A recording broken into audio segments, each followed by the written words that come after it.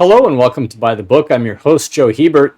Today we continue our course on truth, justice, and leadership with the study of Thomas Aquinas' Summa Theologiae. In previous episodes, we talked about Aquinas' discipline of theology or sacred doctrine and how it relates to philosophy. And we saw that not only are they not mutually incompatible, but actually they're mutually reinforcing or cooperative. That in divine revelation, we have one rational being speaking to another. And God's reason, of course, is superior to ours and is therefore instructing and guiding our reason. But it's not replacing our reason. It's assisting it. So we continue to philosophize, we continue to reason, but with extra guidance and help. And we also started looking into the question of what is the last end or ultimate goal of human life? And we saw some objections that, well, there really couldn't be any one goal of all human lives because people live in such different ways. And we'll be revisiting that problem, throughout this section of the course because I think Aquinas is really a master of looking at, both sides of this issue, the unity and the diversity of human nature itself. The point that we start with last time was simply that we really couldn't talk about a human species or having anything in common with each other as human beings unless included within that was that there is some ultimate purpose that we share with one another. And whatever diversity exists is either going to fall into one or two categories, either on the negative side of people going the wrong way. Basically, that's one kind of diversity, is just getting it wrong. There's many ways to miss the target. But there's also going to be the good kind of diversity, the many different ways that one goal can be achieved. And that's, as we get into the more nuance into the goal itself, then we'll be able to see that better, how there can be diverse expressions of that goal.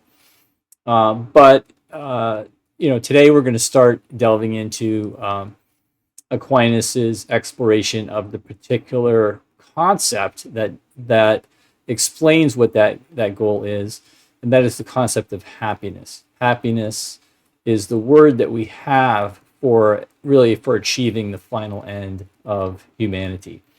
It's not happiness in the weak sense of simply feeling good. It's happiness in the strong sense of actually living a good life. And so, following Aristotle, Aquinas would say everyone agrees, even verbally, that majority of people would agree that they want to be happy. But in terms of our nature, that's wired into us. We can't not want to be happy. We can't not want to be happy. But we don't necessarily agree in our minds about exactly what happiness is or how to achieve it. And so Aquinas is going to look at that. Today, we'll see next time his ultimate answer is that true happiness can only exist in the next life. It can only exist in heaven. Because if you look at what we truly want, and you could see this even in Plato and Socrates, what we really want is to know the mind of God. That's what Socrates said. And Socrates knew he wasn't going to achieve that on earth. He wasn't really sure about the afterlife, but he said, well, if there is an afterlife, clearly that's what the afterlife will be about, is actually being able to actually grasp the wisdom of God. And Aquinas would agree. The beatific vision, as it's called in Christian doctrine, is precisely that in heaven, the blessed will be rewarded with a vision of God, and that will include knowing and loving God in a perfect way. So if we focus on the afterlife, and this is a major issue that we'll see with looking at the relationship of Christianity to ethics and politics. If we focus on that ultimate good, it seems to make this life, less meaningful, if not completely meaningless, because we cannot achieve that on earth. So what's the point? What are we doing here? And that's, of course, a grave error to think that Christianity teaches that this life doesn't matter. That's not at all the case, but we have to look at that more carefully. And today, that's what we're going to look at. Aquinas begins with earthly happiness, then he moves on to heavenly happiness, And we want to look carefully at the way that he describes these and relates them to one another. So the question that we're looking at here is of the attainment of happiness. And I just want to make a quick note.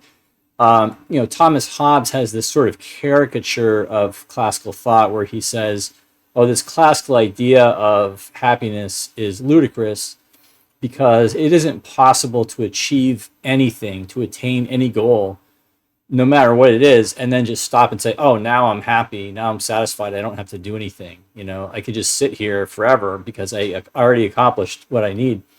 And that, as Hobbes well knew, that is a complete falsification of what the classical theory is. We're going to be looking at this now in some detail. So just to start with, I want to point out that the attainment of happiness that we're talking about is not attaining something like, oh, I achieved a world record on this and now my name's in the book and then that's it. It's an ongoing process. So the things that perfect our human nature are actions or activities. Those are the real serious categories of any answer to what brings human happiness. Doing what? Like what kind of actions are going to fulfill us? And it's not that the actions fulfill us and then we're done, we stop doing them. The question is, what is the ongoing actions that will ongoingly perfect us or fulfill us? And the vision of God, as I already mentioned, is the ultimate answer in heaven. But here we're going to look at, on the earthly side of it, what is it that we can do here on earth that attains at least some measure of happiness, that perfects our nature at least to an approximate degree and meaningful degree. And I use this term approximate. That's important because, as we've already indicated, Aquinas is going to say that perfect happiness is not possible on earth. And in a certain sense, therefore, the answer will be that we cannot really attain happiness, at least on earth. But in a very significant sense, that is highly misleading because there is such a thing. And again, we can go all the way back to Plato here. It's not just Aquinas, inventing this to deal with his beliefs. But, Plato makes this abundantly clear in the Republic, for example, that if we really conceptualize happiness in the best possible way, it's an ideal which he could already see we're not going to achieve this on earth, only in heaven. But also even what we can do on earth is always going to fall far short of what we're really aiming at. And that from one angle, that could seem to be a problem. We're never actually going to achieve this perfectly. But a crucial question, and the ancients, debated this all the time. But I think it's clear from Plato and Aristotle that they're taking, the particular stand on this. It's not just a sink or swim issue. You're either happy or you're unhappy. It is a matter of degree. It's a matter of approximation. Approximation means getting closer. So just like you're shooting an arrow at a target, and let's say you're 10 feet off, and you practice, and then now you're 2 feet off, you're not hitting the target yet, but you're getting closer, right? And if once you start hitting the target, you may not be bullseye, but you're getting closer to that bullseye. So this is approximation, and approximation is a very important dimension of talking about, especially earthly happiness. It's never going to be absolutely perfect, but we can consistently improve and get closer to the aim of what brings happiness, even on earth. So we're just going to skip to the contrary and the answer on this particular question. And so on the contrary, Aquinas, citing the Psalms, "Blessed is the man whom thou shalt instruct, O Lord." The word blessed is simply a way of saying supremely happy. Okay, and so you can see this in the Old Testament, in the Psalms. You can see this in the New Testament, particularly in the Beatitudes. Beatitudes where Christ says, "Blessed are they," and he gives a number of examples of how we are blessed.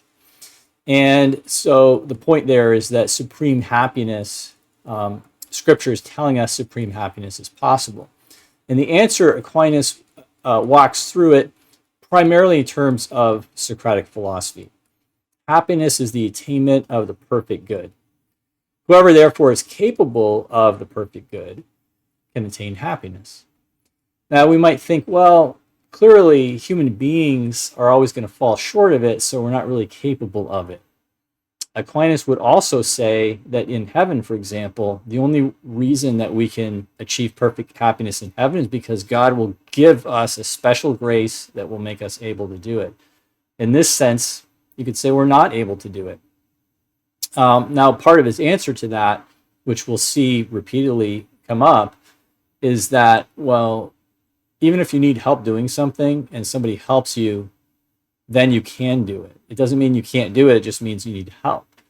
And in a certain sense, we can do all the things that that require other people to help us, as long as we can depend on those other people to do it. Aristotle had said this. In a certain sense, I can do anything that my friends can do, basically, or that they can help me do.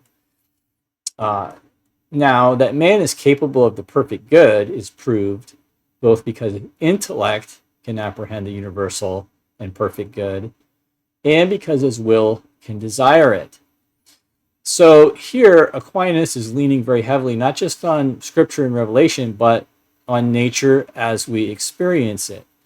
And the desire, I think, the argument is often, summarized as basically that since we have an innate desire to know and love God or the perfect good, it must be possible. Even though we might fail repeatedly to do this, it is part of our nature.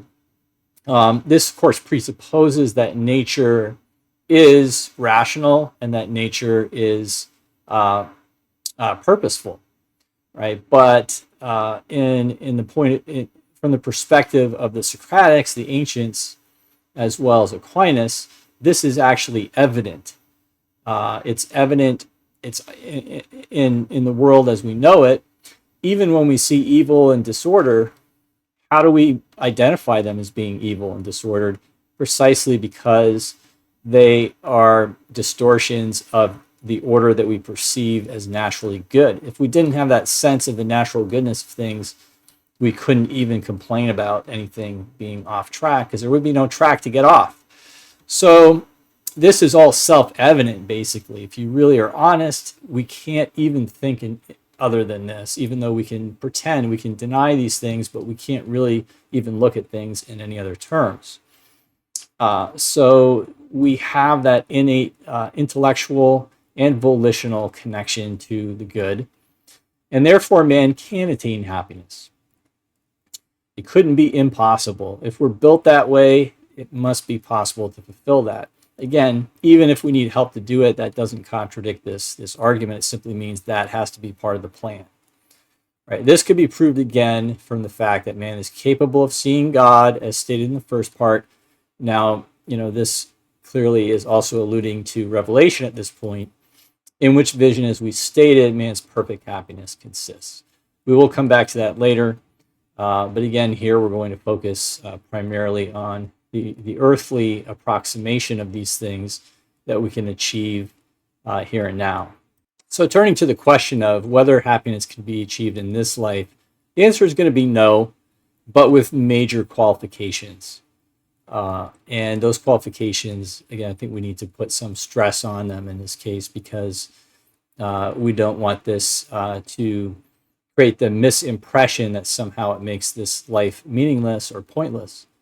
And in fact, we can get tremendous guidance here for what we're supposed to be doing in this life. But technically, yes, the answer is no, because the happiness we achieve in this life will only be an approximation, not a perfect attainment. So, but, the first objection is giving us a reason why we can be happy on earth. And interestingly, it's taken from the Psalms. It would seem that happiness can be had in this life, for it is written in the Psalms, "Blessed are the undefiled in the way, who walk in the law of the Lord."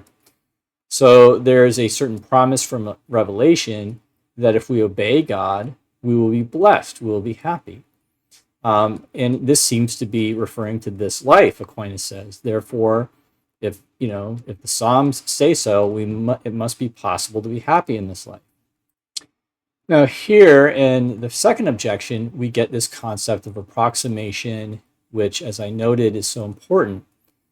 Imperfect participation is one way to put this, as he says here. Imperfect participation in the sovereign good does not destroy the nature of happiness. So partial happiness is still happiness. Otherwise, one would not be happier than another, which is another thing that we can experience, but also is in sacred doctrine, in divine revelation, that some are happier than others in heaven, for example. But men can participate in the sovereign good in this life by knowing and loving God, albeit imperfectly. Therefore, man can be happy in this life. So, if some could be happier than others, there must be degrees. And if there are degrees, then clearly the thing that makes us happy in heaven is something that we can experience on earth to some extent, and therefore we can be happy to some extent. So even though this is an objection, it's not his position, but we're going to see that there is a great deal of truth in this objection, which he will acknowledge later. And finally, we have the third objection. And here we're in the sort of classic three objection mode, which most of the articles have. And the third objection is quite interesting. Further, what is said by many cannot be altogether false. So Aquinas certainly isn't going to hold that the majority is always right about everything. But this is a serious point to consider. You know, what most people say most of the time, he says, comes apparently from nature, and nature does not fail altogether. So we're going to see there's a lot of truth in these objections. So these are very powerful objections in this particular article. And so there's something about nature here that we have to respect. And it's also tied into Revelation. Now, many say that happiness can be had in this life, as appears from the Psalms. They have called the people happy that has these things, to wit, the good things in this life. So with reference to worldly things, the Psalms say that they have called the people happy. Now, is that simply a criticism? These people are crazy. They call this happiness.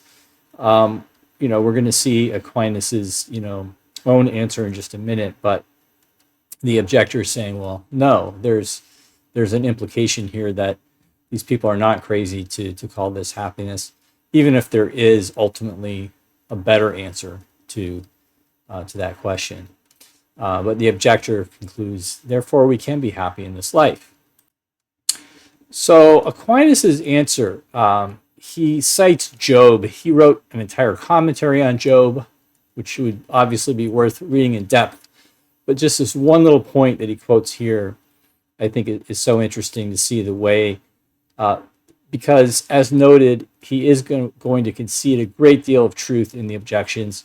So one of the questions we want to ask about this, why is it better to say that happiness is not possible in this life, even if there is an approximation of happiness that is possible?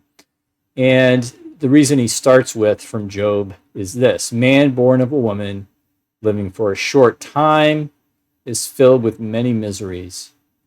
But happiness excludes misery. Therefore, man cannot be happy in this life.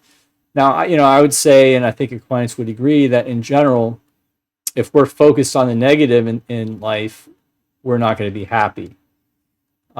So as a matter of practice, good practice, it's not a good idea to be dwelling on all the imperfections and miseries of life, but rather to look for the good that is there. As Aristotle says, virtue makes the best out of things. But to be honest and truthful, and to get, to look at the whole truth, Aquinas does believe that man is made for a greater happiness in a greater world. We are not meant ultimately to have to tolerate so many evils, so many miseries, so many pains and sufferings mixed in with the good things. That's something that in this life we need to be able to do that. But we can and should expect a reality that will transcend that. So if we look at Aquinas' answer, right from the beginning, we can see that he is agreeing to a great extent with the objections. He says a certain participation of happiness can be had in this life. That's really all these objections were proving, is that some element, some aspect of happiness can be had in this life. But perfect and true happiness cannot be had in this life. So this whole article is really, putting the weight on this distinction. Why is it important not to settle simply to settle for the happiness that this life makes possible. Even though the flip side of that, it is important to be able to see the happiness that we can have in this life. And he's going to expound on this with two considerations.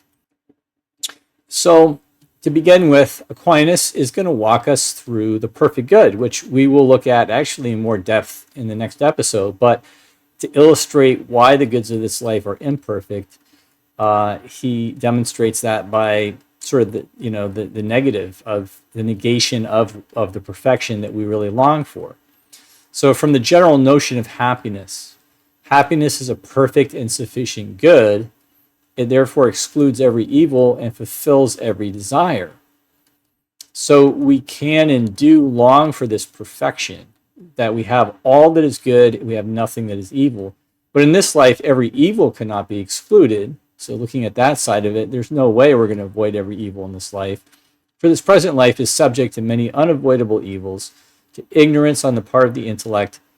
We'll never know everything that we would like to know, desire to know, to inordinate affection on the part of the appetite. It will always be a struggle to regulate our appetites. No matter how virtuous we are, we can run into some situations that are going to challenge us in this life where we could go astray. To many penalties on the part of the body. That, of course, even with modern medicine and everything, there's so much suffering from bodily ills and injuries, as Augustine sets forth in the City of God. So these things obviously will never be completely free from ignorance, from inordinate desires, and from bodily weaknesses and injuries and illnesses. Likewise, neither can the desire for good be satiated in this life. So on the other side of it, can we have everything we desire?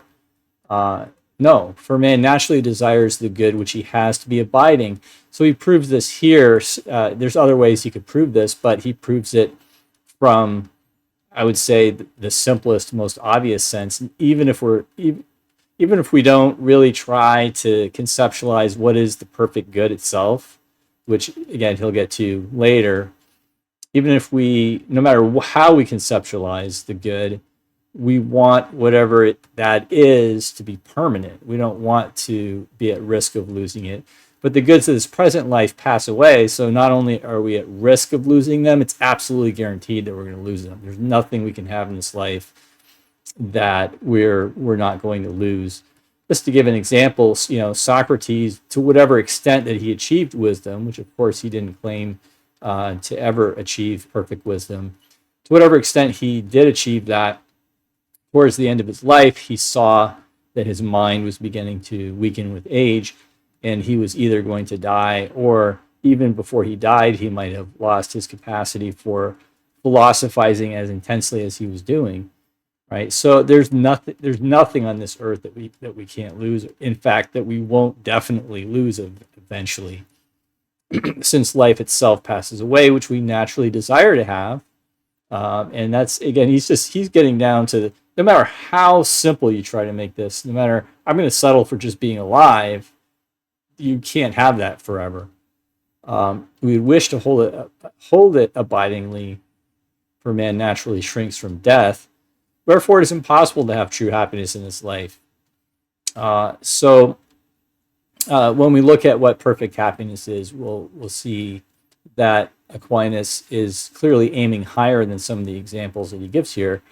But these examples are designed to show rhetorically that no matter how, and we could apply this to modernity, right? Because modernity tries to say, hey, we'll sacrifice all these higher goods, truth and justice and everything. We'll sacrifice them for material comforts and pleasures. And Aquinas is pointing out here, well, you're guaranteed to lose all of your material comforts and pleasures eventually. And even though, the modern philosophers will tell you, well, don't worry about that. There's nothing you can do about that. Just put it off as long as you can. The premise of classical thought is that we are rational beings. We can't suppress or ignore the fact that we know the things that we have are impermanent, and we long for something greater than that. Now, the second consideration is what we're going to get into in the next episode from a consideration of the specific nature of happiness. So what is it that actually makes us happy? The vision of the divine essence, which a man cannot obtain in this life. Now, one of the objections said, well, we can approximate it, so we'll look at that in a minute, but we can't perfectly have that in this life. Hence, it is evident that none can attain true and perfect happiness in this life. So what we're seeing so far is that Aquinas readily concedes that we can have a sort of happiness in this life, but he doesn't want us to forget that the happiness we can have in this life is not true ultimate happiness. Is that because he's being a sourpuss and he just wants to, emphasize the negative? Well, no, but let's take a look at how he responds to the objectors who are calling attention to that and see exactly how he's going to settle that question. So the first objection had talked about those who are blessed on the way because they are obeying the Lord, right? So they, this is coming from Revelation. This is coming from God is going to reward us if we're living well. So how can we say that we're not happy? And the reply is as follows. Some are said to be happy in this life, either on account of the hope of obtaining happiness in the life to come. According to St. Paul, we are saved by hope, or on account of a certain participation of happiness by reason of a kind of enjoyment of the sovereign good. So there's two possibilities here. And, I think what Aquinas is implying is that, for a holy person, for somebody who is devoted to God and is obeying God, there's going to be some combination of these two things. But the very fact that, each of these has significant limitations is what makes his answer still the best answer, even though this is true. So first of all, the hope of obtaining happiness in life to come, that of course is presupposing that we're never perfectly satisfied here, either because we're always suffering here, or because whatever good we have here is incomplete, which is what the second part points to. It's a participation of happiness. It isn't the complete thing. So God does reward us on earth, first of all, by inspiring in us the hope of the next life, and also by giving us a sort of foretaste, if you will, of what we can experience in the next life. But you notice how both of these things can only make sense if there is a next life and if there is a perfect happiness that's coming there. And I think that's an important clue as to Aquinas's view on this whole question that we're looking at. Yes, there's truth that we could be happy in this life to some extent, but notice that if we aren't living for the perfect happiness that comes in the next life, then we don't actually have access to these things that approximate happiness on earth.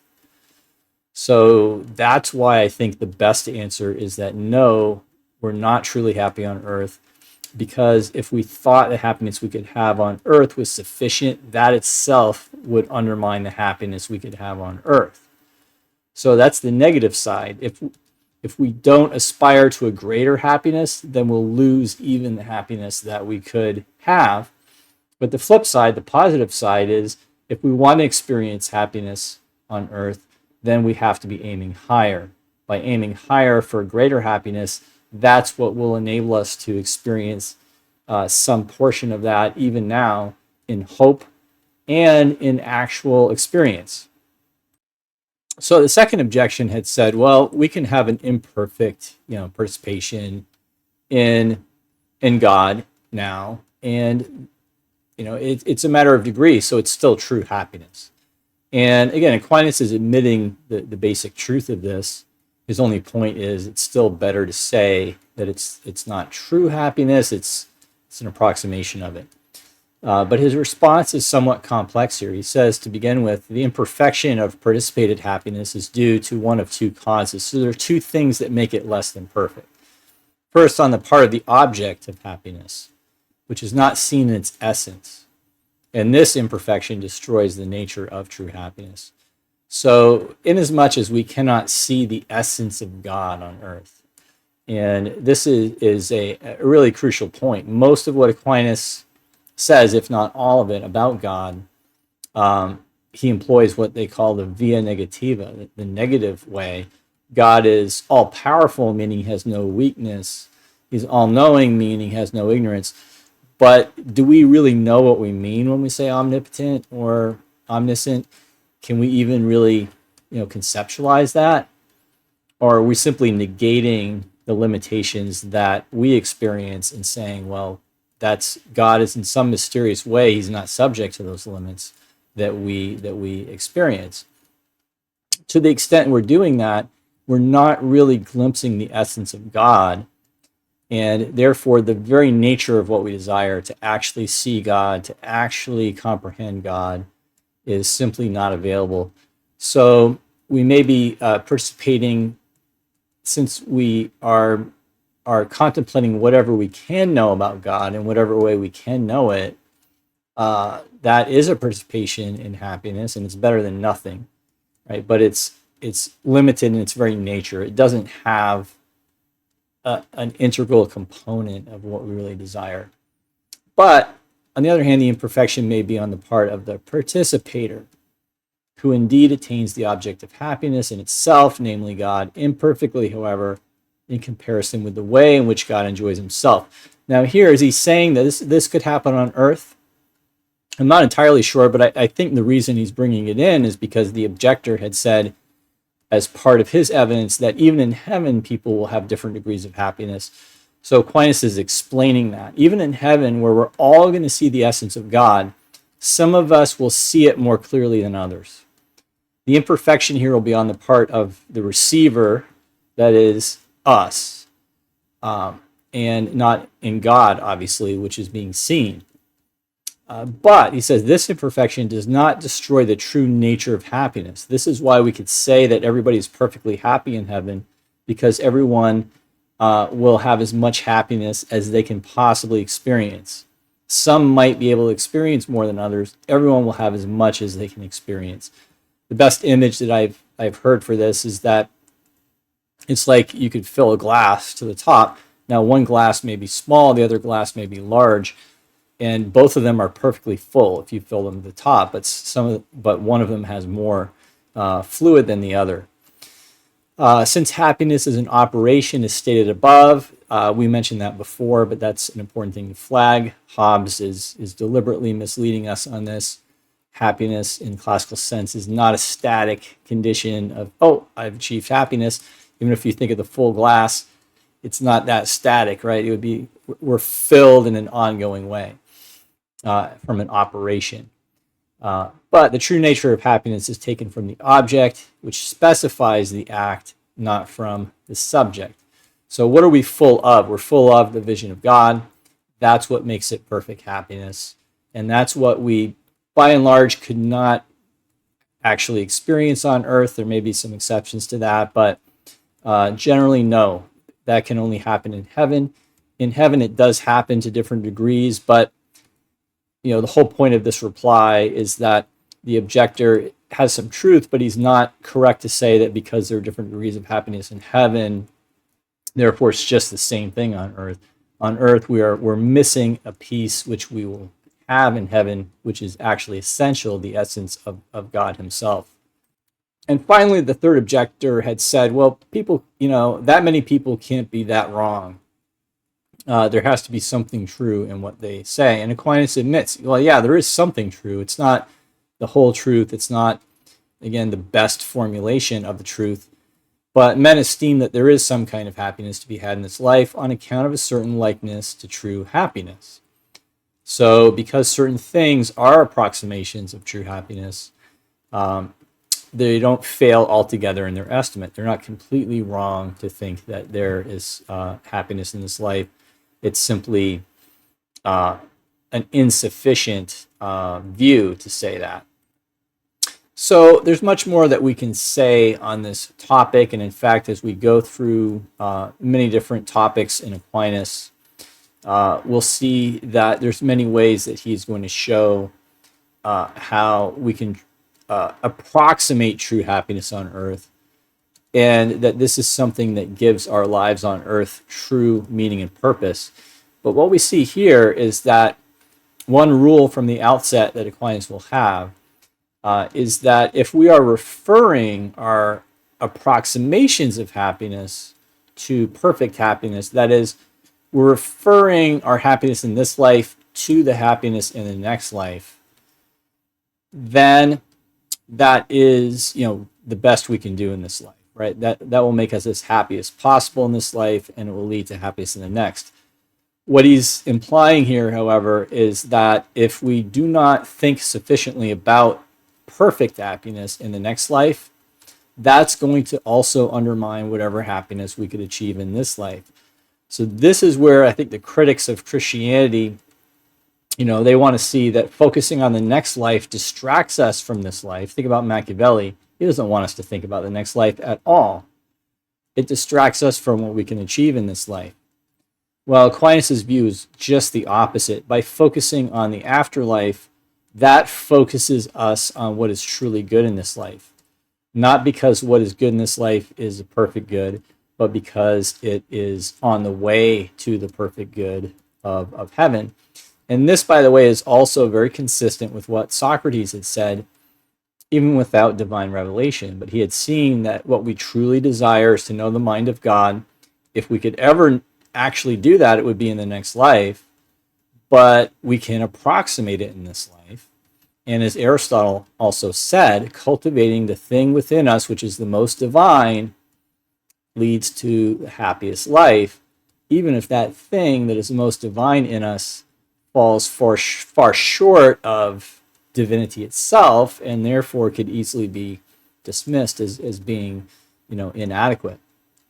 So again, the lesson out of this is that if we want to be happy in this life, then paradoxically we have to be focused on the supreme good, which we cannot achieve perfectly in this life. But as we strive towards it, that does give us the best life that is possible on earth.